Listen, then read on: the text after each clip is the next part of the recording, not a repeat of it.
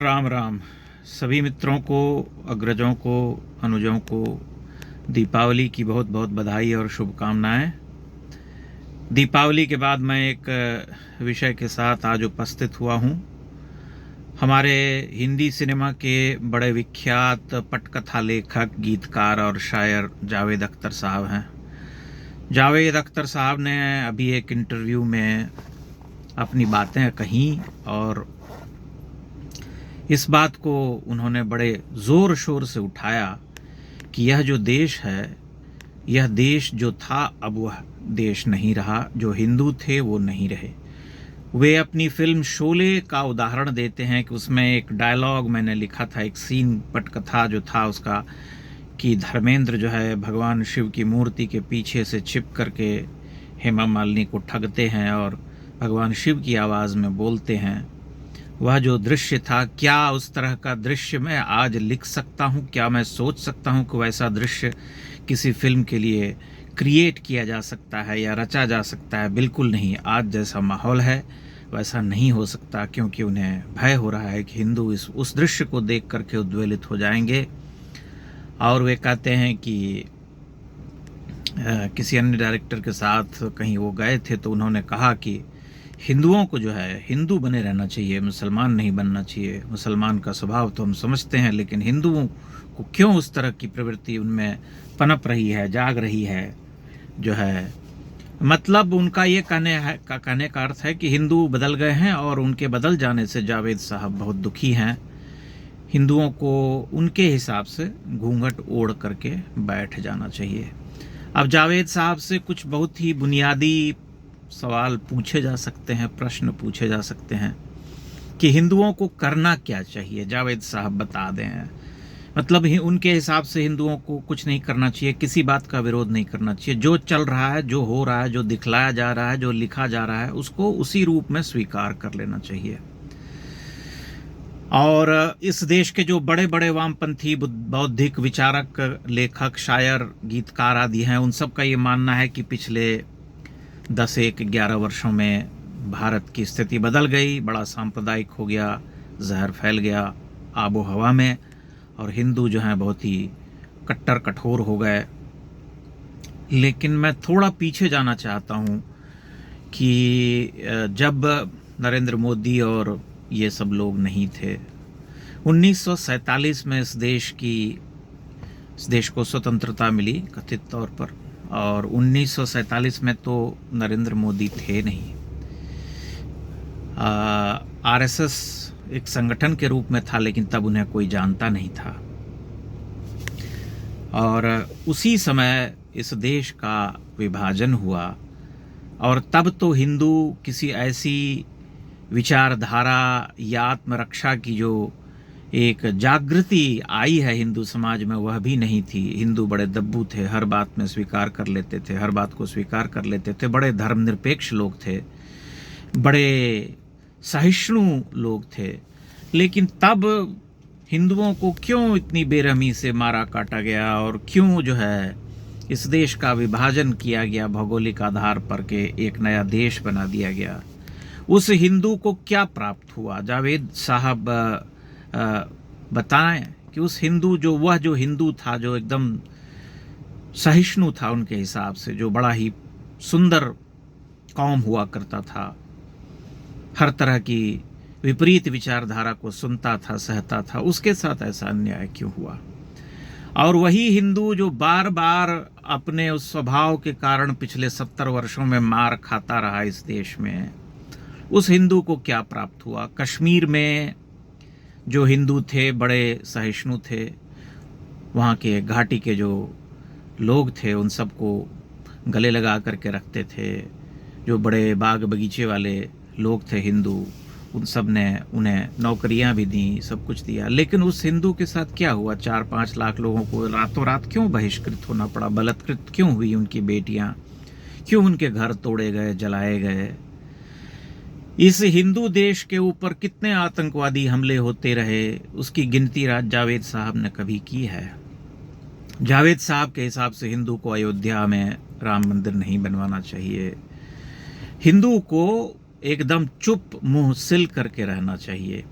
हिंदू को सिनेमा में जो कुछ भी दिखलाया जाए उस सब पर कभी भी प्रतिक्रिया नहीं देनी चाहिए, उसकी कोई समीक्षा नहीं करनी चाहिए। जो पटकथा लेखक लिख दें, जिस तरह से उसके देवी देवताओं की, उसकी संस्कृति का उपहास करें, उसको उसी रूप में उसे स्वीकार कर लेना चाहिए, क्योंकि वह सब क्रिएटिविटी है। अब हिंदुओं ने अयोध्या में अपने आराध्य की धरती मांग ली, न्यायिक रूप से वह उन्हें प्राप्त हुई, तो उसमें भी कुछ गड़बड़ हो गई। वह तो मस्जिद थी, उसको वहीं रहना चाहिए था, मंदिर क्यों बनवाई? हिंदू इससे सांप्रदायिक हो जाते हैं।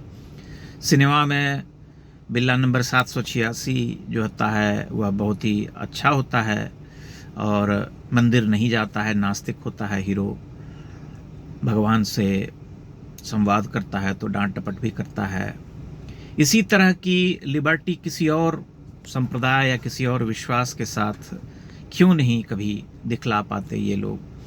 जिस समुदाय को वो इतना उपदेश दे रहे हैं, उसके साथ जो अन्य धर्मावलंबी हैं कथित रूप से इस देश में रहने वाले, उन सब के विरुद्ध कोई बातें वो क्यों नहीं कहते हैं? सारा उपदेश, सारा धर्माचरण, सारा जो ज्ञान है वह केवल हिंदुओं के लिए आरक्षित है, सुरक्षित है। सब कुछ उन्हें ही सुनना पड़ेगा।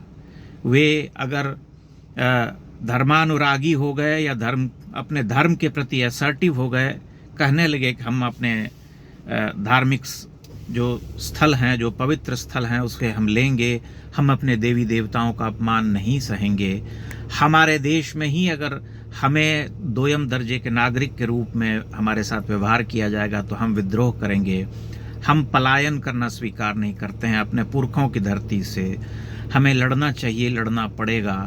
तब फिर हिंदू क्यों गलत हैं? क्या गलत हैं? क्या हिंदू आगे बढ़ करके कोई सांप्रदायिक घटना करते हैं? क्या हिंदू पथराव करते हैं या किसी ऐसे धार्मिक आयोजन पर तोड़फोड़ आगजनी की कोशिश करते हैं? ऐसी कोई घटना आपने कभी सुनी? हिंदू केवल प्रतिक्रिया करते हैं अगर उन्हें कोई जबरन दबाने की कोशिश करता है, मारने पीटने के प्रयास करता है, उसकी धार्मिक स्वतंत्रता को छीनने के प्रयास करता है, उसके धार्मिक स्थलों को नष्ट करता है, मिटाता है, तो वह चुप नहीं बैठना चाहता, वह प्रतिक्रिया देता है, वह लड़ता है, भिड़ता है। और उसे लड़ना भिड़ना चाहिए अपने अधिकारों के लिए, अपने पवित्र अधिकारों के लिए, अपने पवित्र स्थलों के लिए, अपने मौलिक अधिकारों के लिए। उसमें कुछ गलत नहीं है, उसमें कुछ बुरा नहीं है। तो जावेद साहब को इससे क्यों आपत्ति है? और सभी सेक्युलर जो कवि लेखक हैं उन्हें क्या आपत्ति है? उन्हें आपत्ति इस बात से है कि देश का प्रधानमंत्री हिंदू धर्म की बात करता है, एक ऐसी संस्कृति की बात करता है जो सभी धर्मों का सम्मान करती है। उन्होंने यह तो कभी नहीं कहा कि हम किसी अन्य धर्मावलंबी का विरोध करते हैं। लेकिन जो पिछले 10-11 वर्षों में जागरण आया है, उस जागरण से भला किसी को क्या आपत्ति हो सकती है? अगर हिंदू बड़ी संख्या में अपने तीर्थ स्थलों की ओर लौट रहे हैं तो उससे उसके सांप्रदायिक होने का प्रमाण तो नहीं मिलता है, या उससे उसके असहिष्णु हो जाने का प्रमाण भी नहीं मिलता है। तो फिर हिंदुओं के साथ क्या गड़बड़ी हो गई, यह मैं जानना चाहता हूं और जावेद साहब से पूछना चाहता हूं कि भला उसे क्या करना चाहिए, वही बताएं। तो बड़े गुणी व्यक्ति हैं, इतने बड़े पटकथा लेखक हैं, शायर हैं, सिनेमा के लिए उन्होंने बहुत अच्छा लेखन किया है।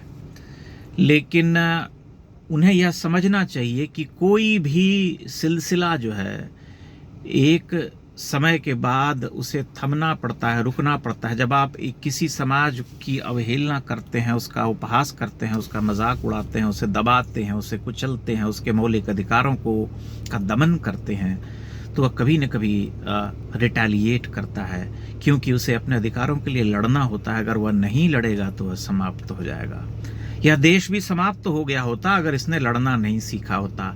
आज ही नहीं, आज से पहले भी, शतियों पहले भी अगर हिंदू सिर पर घूंघट डाले बैठे रहते, शिवाजी भी अगर कोई प्रतिकार नहीं करते, महाराणा प्रताप नहीं करते, राणा सांगा नहीं करते, तमाम ऐसे लोग नहीं करते, छोटे छोटे रियासतों के राजा और जो अनेक समुदाय के हर जाति के योद्धा जो थे, वो अगर प्रतिरोध नहीं करते तो फिर यह देश हिंदुओं का देश रह पाता क्या?